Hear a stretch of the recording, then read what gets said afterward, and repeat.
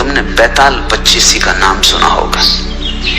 तुम कभी सोच भी नहीं सकते कि वो भी कोई ज्ञानियों की बात हो सकती है, बैताल पच्चीसी। पर इस देश ने बड़े अनूठे प्रयोग किए हैं। इस देश ने ऐसी किताबें लिखी हैं जिनको बहुत तलों पर पढ़ा जा सकता है, जिनमें परत दर परत अलग अलग अर्थ है, जिनमें एक साथ 2, 3, 4 और 5 अर्थ दौड़ते रहते हैं, जैसे एक साथ 5 रास्ते चल रहे हों, पैरेलल, समानांतर। तो जिसकी जो सुविधा हो, एक छोटा बच्चा भी बैताल पच्चीसी पढ़ के प्रसन्न होगा और परम ज्ञानी भी पढ़ के प्रसन्न होगा। खोजी को मार्ग मिल जाएगा, पहुंचे हुए को मंजिल की प्रतिभिज्ञा होगी। जो नहीं खोजी, नहीं पहुंचा हुआ है, उसके लिए सिर्फ चित्त का मनोरंजन होगा, वो भी क्या कम है, थोड़ी देर को मन बहलाव हो जाएगा। बैताल पच्चीसी की पहली कथा है। 25 कथाएं बड़ी अद्भुत हैं, लेकिन पहली तुमसे कहता हूं। पहली कथा है कि सम्राट विक्रमादित्य के दरबार में एक फकीर आया। सुबह का वक्त था। रिवाज के अनुसार लोग सम्राट को भेंट चढ़ाने सुबह सुबह आते थे। उस फकीर ने भी एक जंगली सा दिखाई पड़ने वाला फल सम्राट को भेंट किया। सम्राट थोड़ा मुस्कुराया भी। इस फल को भेंट करने के लिए इतने दूर आने की जरूरत भी क्या थी, लेकिन फकीर है, फकीर के पास कुछ और हो भी नहीं सकता, तो उसने स्वीकार कर लिया। पास में बैठे वजीर को वो देता जाता था जो भी भेंट आती थी, उसने उसे दे दिया। ये क्रम 10 वर्षों तक चला। वो फकीर रोज सुबह आता, रोज वही उसी तरह का फिर एक जंगली फल ले आता। 10 वर्ष, और रोज सम्राट वजीर को फल दे देता। न तो उसने कभी पूछा, क्योंकि सैकड़ों सुबह भेंट लेने वाले देने वाले लोग थे, फुर्सत भी ना थी, समय भी ना था, और इस फकीर से पूछने जैसा भी कुछ नहीं लगा।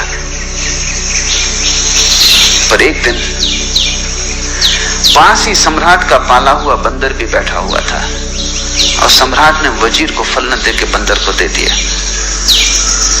बंदर ने फल खाया और उसके मुंह से एक बहुत बड़ा हीरा जो फल में छिपा था नीचे गिर गया। सम्राट तो चौंका, इतना बड़ा हीरा तो उसने देखा भी नहीं था। वजीर से कहा कि बाकी फल कहां है?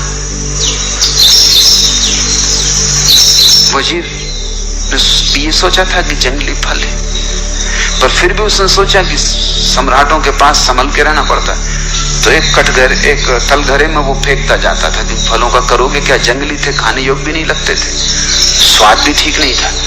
तलघरा खोला गया, भयंकर बदबू से भरा था, क्योंकि सारे फल सड़ गए थे, लेकिन उन सड़े हुए फलों के बीच हीरे चमक रहे थे। ऐसे हीरे कभी सम्राट ने देखे नहीं थे।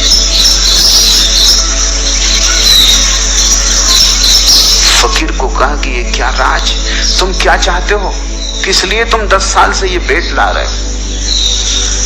और मैं कैसा अज्ञानी कि मैंने कभी देखा भी नहीं, मैंने समझा जंगली फल है। उस फकीर ने कहा, होश ना हो तो जिंदगी ऐसे ही चूक जाती है। दूसरी समानांतर अर्थ की धारा शुरू होती।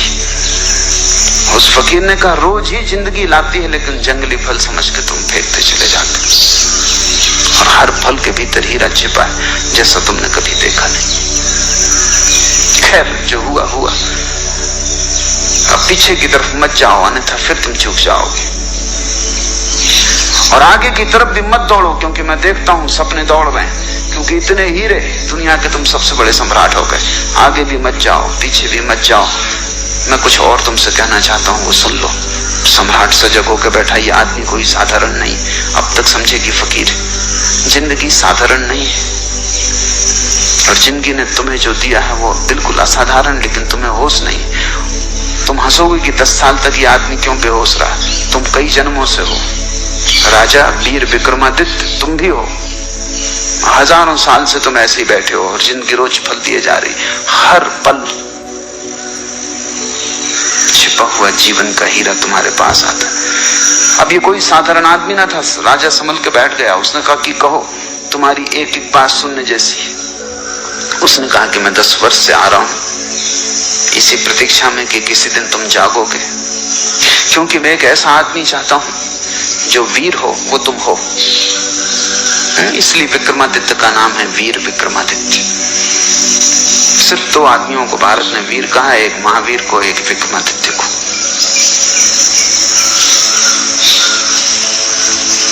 निश्चित तुम वीर हो, इसमें कोई शक शुबा नहीं, लेकिन काफी नहीं है वीर होना।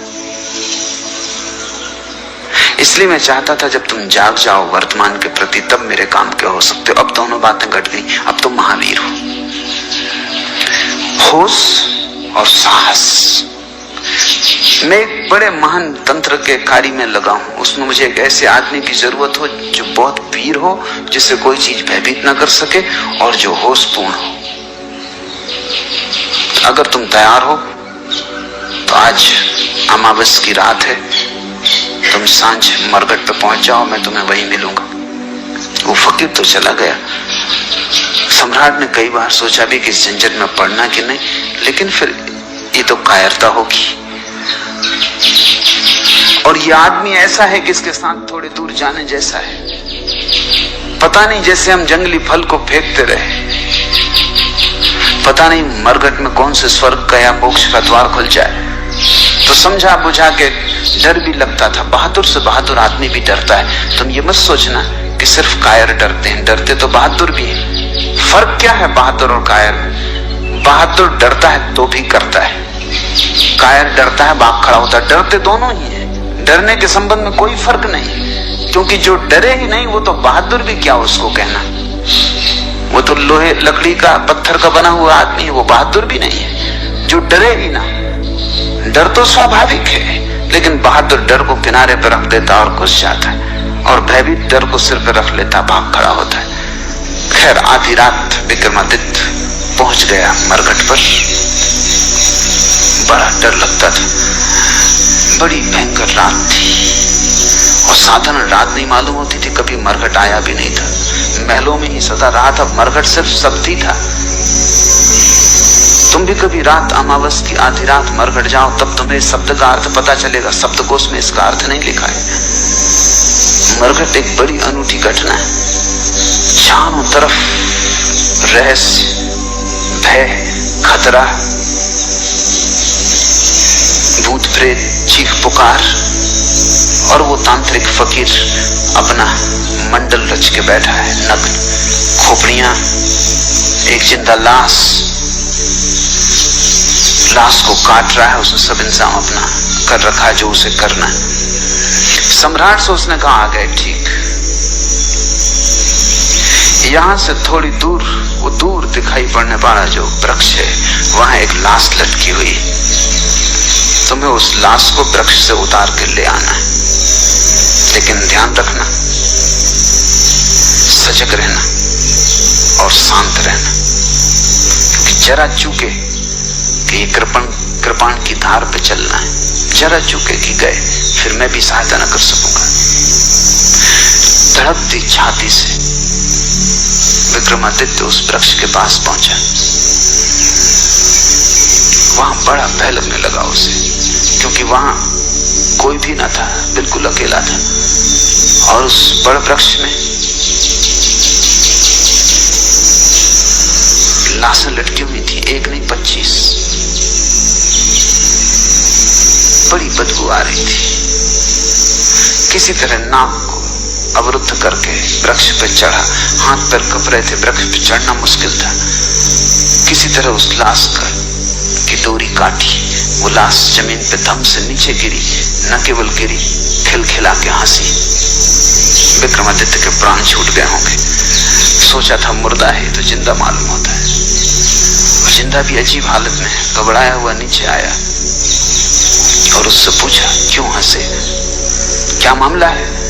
बस इतना कहना था कि लाश उड़ी, वापस जाके वृक्ष से लटक गई। और लाश ने कहा कि शांत होना, तो ही तुम मुझे उस फकीर तक ले जा सकोगे। तुम बोले, चुप गए।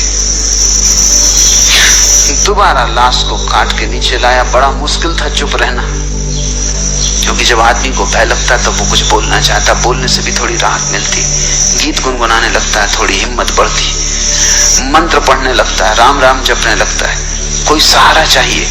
अब बोलना भी नहीं, शांत भी रहना, भयंकर सन्नाटा और चारों तरफ मौत। शायद आदमी इसीलिए अतीत की सोचता है, भविष्य की सोचता है, क्योंकि डरता है। वर्तमान के क्षण में जीवन भी है और मौत भी, दोनों।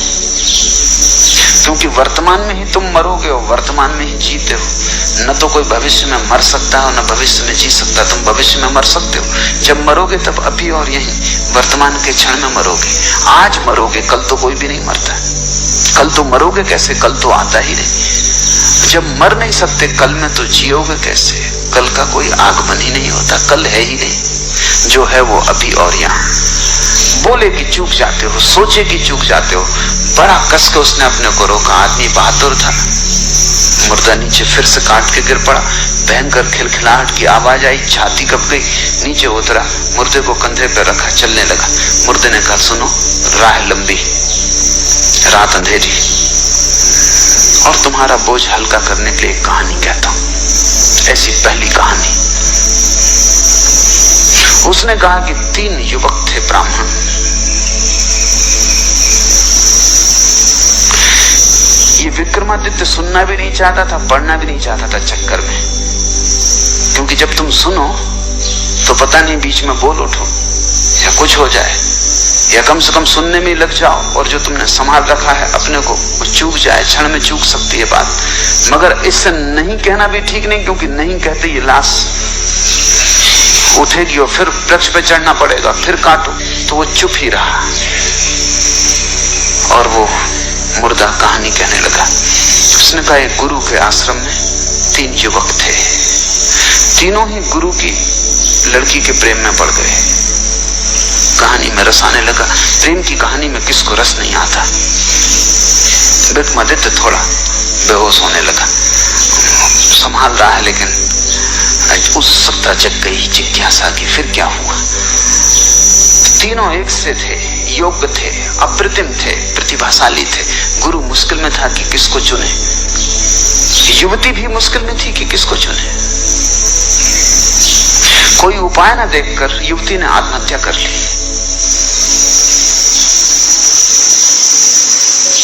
कोई रास्ता ही ना मिला और ये 3 के बीच वो बड़े द्वंद में गिर गई। और तीनों चुनने योग्य थे और मुश्किल था किसको छोड़े।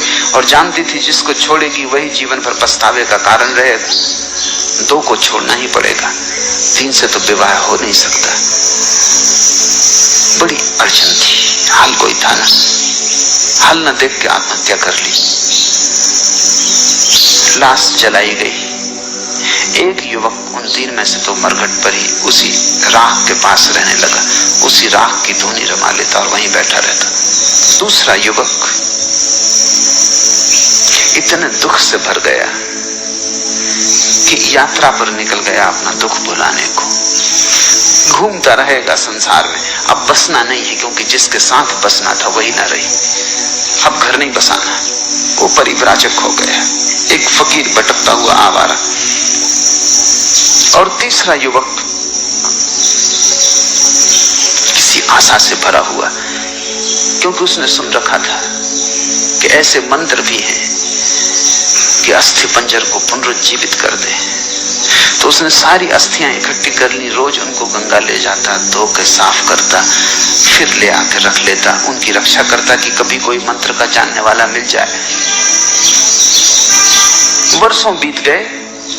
जो घूमने निकल गया था यात्रा पर, उसे एक आदमी मिल गया जो मंत्र जानता था। उसने उससे मंत्र सीख लिया, मंत्र का शास्त्र ले लिया, भागा। अब डरा, वो घबराया कि पता नहीं अब अस्थि पंजर बचे भी होंगे, क्योंकि वो तो कभी के फेंक दिए गए होंगे। लेकिन आके आश्वस्त हुआ, अस्थि पंजर बचाए गए थे, उनको संजो कर रखा था उसके साथी ने। उसने मंत्र पढ़ा, वो युवती पुनरुज्जीवित हो गई, पहले से भी ज्यादा सुंदर। मंत्र सिक्त, उसकी देह स्वर्ण जैसी, अभी अभी ताजी, जैसे कमल का फूल अभी अभी खिला हो।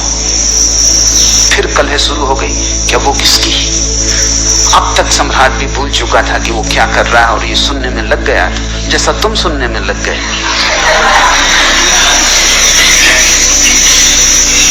उस मुर्दे ने पूछा कि सम्राट गौर से सुनो, क्योंकि फिर झगड़ा खड़ा हो गया। अब सवाल है कि इन तीन में से युवती किसकी? तुम्हारा क्या ख्याल है? और अगर तुम्हारे भीतर उत्तर आ जाए और तुमने अगर उत्तर न दिया तो तुम इसी क्षण मर जाओगे। हाँ, उत्तर ना आए कोई हर्जा नहीं, बड़ा मुश्किल है उत्तर का ना आना। आदमी का इतना बस थोड़ी है अपने मन पर। कोई बुद्ध पुरुष हो तो ना आए, ठीक है, सुन लिया प्रश्न, उत्तर ना आया, कोई हर्जा नहीं।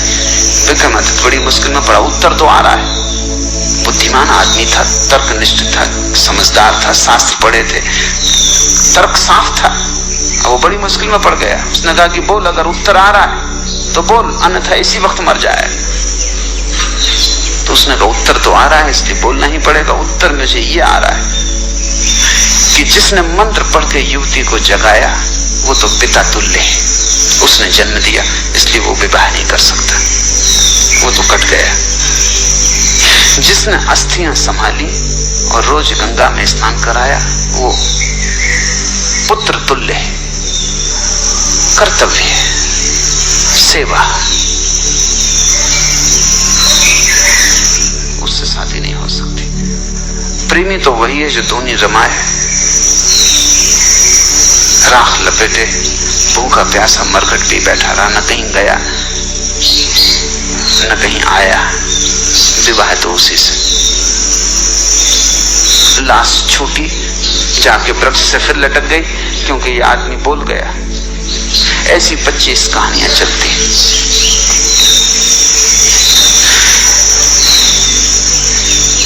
जीवन में तुम चूकते हो जब भी मूर्छा पकड़ लेती, जब भी तुम होश खो देते हो, जब भी जागे हुए नहीं होते, तत्क्षण जीवन का सूत्र हाथ से छूट जाता है। जब भी तुम जरा से अशांत हो जाते हो, विचार की तरंगें चल जाती, तभी जीवन का सूत्र हाथ से छूट जाता है। क्योंकि विचार की तरंग और तुम वर्तमान से च्युत, इधर उठी तरंग उधर तुम हटे वर्तमान से। वो विक्रमादित्य हार गया।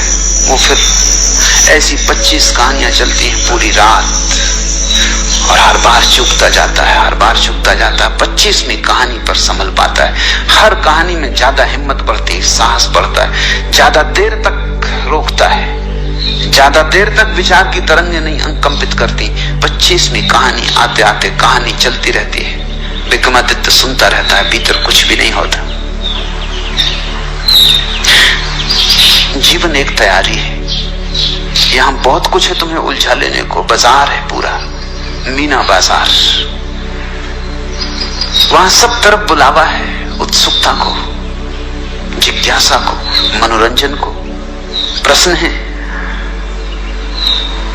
विचार की सुविधा है, सोच विचार का उपाय है, चिंता का कारण है, सब तरह के उलझाव। अगर तुम इस सारे संसार से ऐसे गुजर जाओ जैसे विक्रमादित्य उस मरघट से बिना बोले चुप और जागा हुआ 25वीं कहानी पे गुजर सका, तो ही तुम वर्तमान क्षण की अनुभूति को उपलब्ध होगे। अन्यथा तुमने वर्तमान जाना ही नहीं है। तुम वर्तमान से गुजरे जरूर हो, क्योंकि और कोई जगह नहीं जहां से तुम गुजरो, लेकिन बेहोश सोए हुए गुजरे हो। या तो अतीत में खोए हुए गुजरे हो या भविष्य में डूबे हुए गुजरे हो। वर्तमान से तुम्हारा कभी तालमेल नहीं बैठा, वर्तमान से संगीत नहीं छिड़ा, वर्तमान के साथ स्वर नहीं मिले।